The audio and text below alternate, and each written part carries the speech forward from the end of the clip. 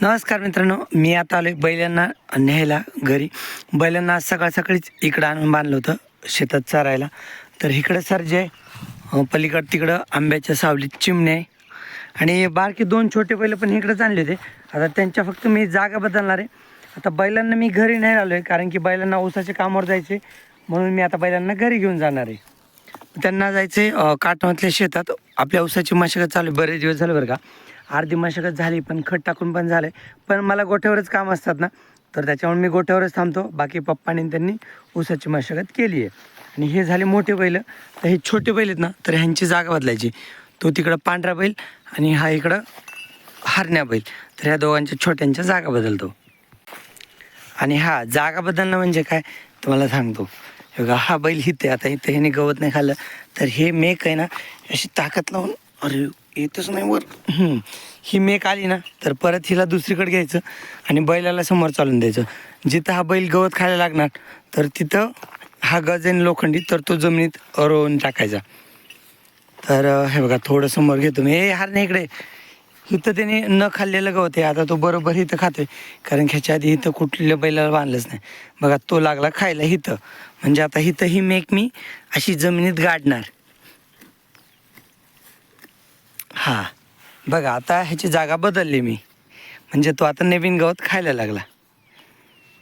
तर बैल गेलेत काटण्यातल्या शेतात मशागतीला आणि पप्पा घेऊन गेलेत बैलांना. मी इथं भुईमुगाचं शेत भिजवतोय. पाऊस 2-3 दिवस झाला, पण पाऊस थोडा झाला आणि भुईमुग आणखीन सुकतच होता, तर त्याच्यामुळे भुईमुगावरती पाणी जोडले. भुईमुग भिजवायचं चालू आहे. आणि आबाळ बघा, आबाळ पण बऱ्यापैकी आले. आता मला बहिणीचा फोन येतो आहे पोहायला जाण्यासाठी.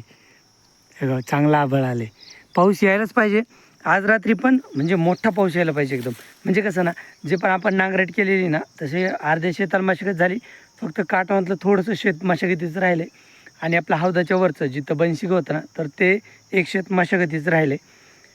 पण जर पाऊस आला तर ढेकळं मऊ होतील, म्हणजे आपल्याला आवत जुपायला लगेच. म्हणजे आता तर ऊसाला मशागत चालूच आहे, पण आपल्याला मोकळ्या शेताला पण मशागत, उन्हाळी मशागत करून घ्यायची.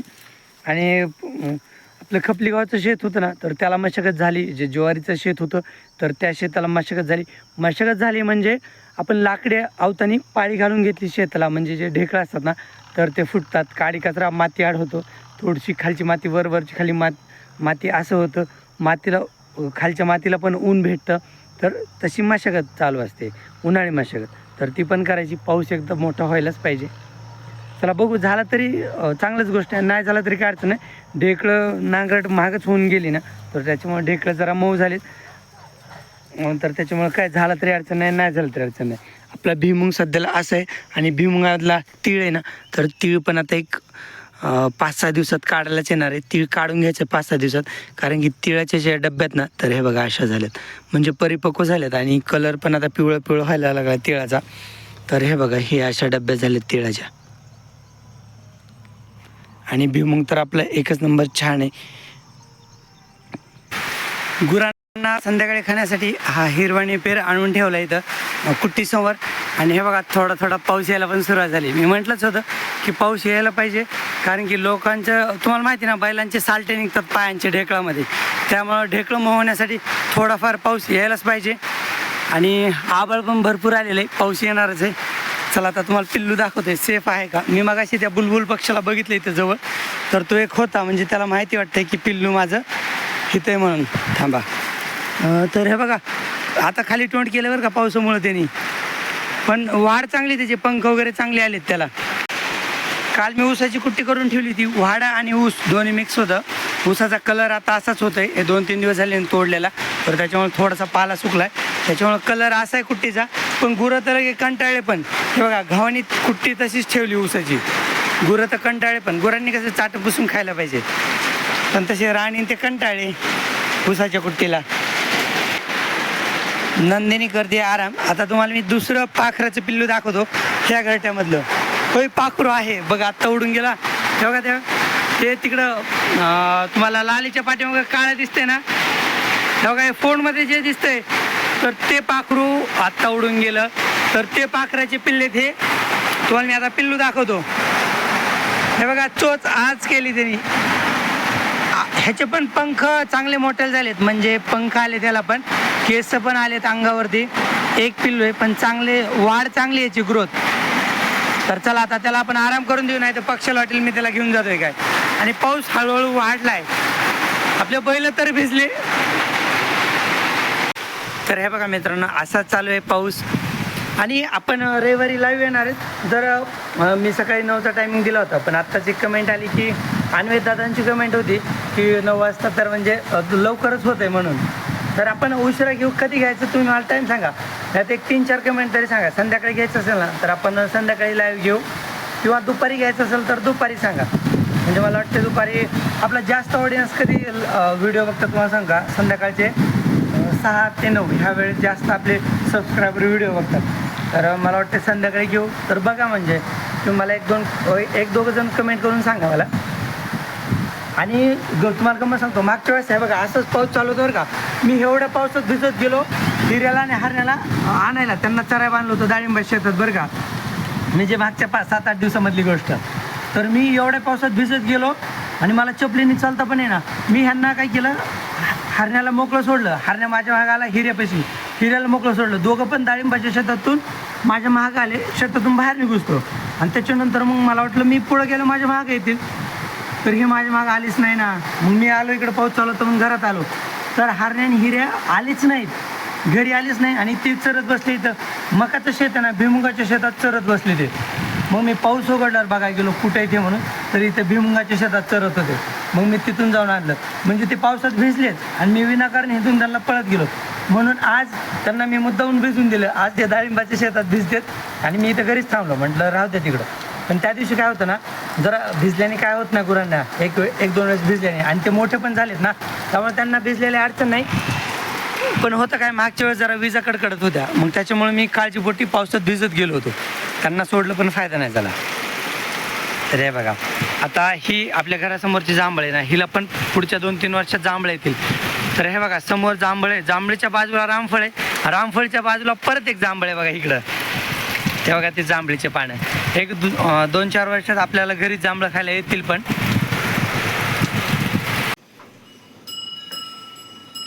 तर काय करावं, खिल्लारीला मी अगोदर लालीच्या बाजूला बांधलं, तिथं गंगा तिला मारायला लागली. म्हणून मग थोडं म्हटलं वृंदा तिला मारायची नाही, म्हणून परत वृंदाला पलीकडे गंगाला अलीकडे गेलं, तर परत वृंदा खिल्लारीला मारायला लागली. म्हणून परत मग मी खिल्लारी तिथलं सोडून इथं बांधलं. आता मित्रांनो, गुरांना खायला टाकलं. हे का उद्याच्यासाठी इथं ऊसाची कुट्टी साईडला करून ठेवली.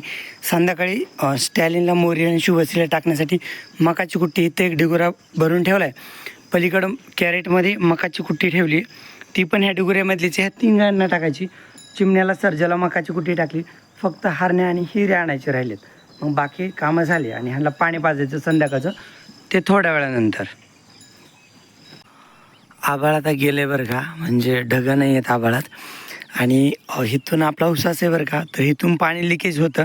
आणि लिकेज होऊन पाणी एक दिवस उसास उघडून पाणी इथं गेलं होतं शेतात मध्यभागीच. तर आता हे पूर्ण शेत काळ आहे. आणि जे तुम्हाला हिरवं दिसते ना, तर ह्याच्यात 5%च लव्हाळा उगवला आहे, नाहीतर 95% गहू उगवला आहे. तर आपल्या ह्या शेतात जोड गहू होतं ना, तर जोड गहू लोळल्यामुळे एवढं नुकसान झाले. एवढा जो दाटवाट उगवला आहे ना, तर तो सगळा गहू आहे जोड गहू. म्हणजे गहू लोळल्यामुळे एवढा गहू आपला मातीत गेला होता, म्हणजे जमिनीवर लोळल्यामुळे त्याच्या कुड्या तुडून खाली पडल्या होत्या तुटून. तर एवढा गहू नुकसान झाले.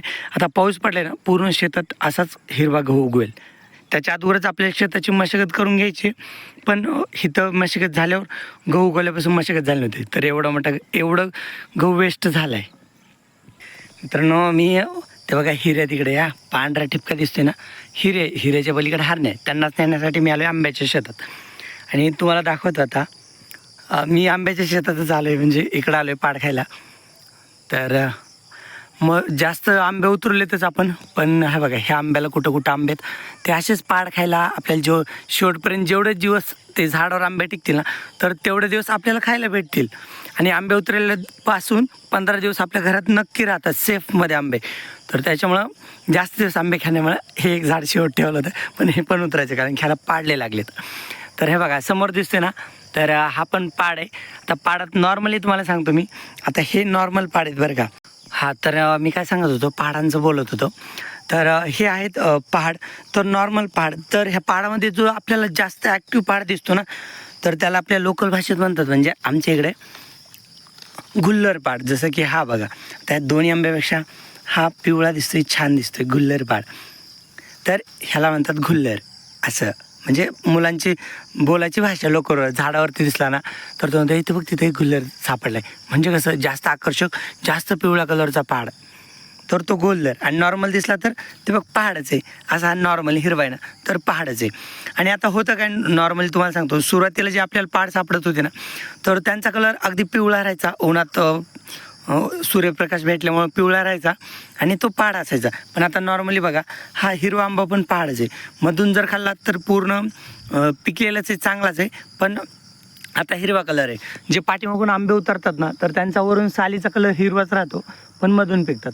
असं पण होतं, सुरुवातीला पिवळे राहतात, म्हणजे पिकवले की पिवळे दिसतात सुरुवातीचे आंबे, आणि शेवट ठेवलेले आंबे ते हिरवे राहतात. असं होतं, मला पण माहीत नाही कशामुळं, पण चवीला काहीच फरक नाही, चव सेमच राहते.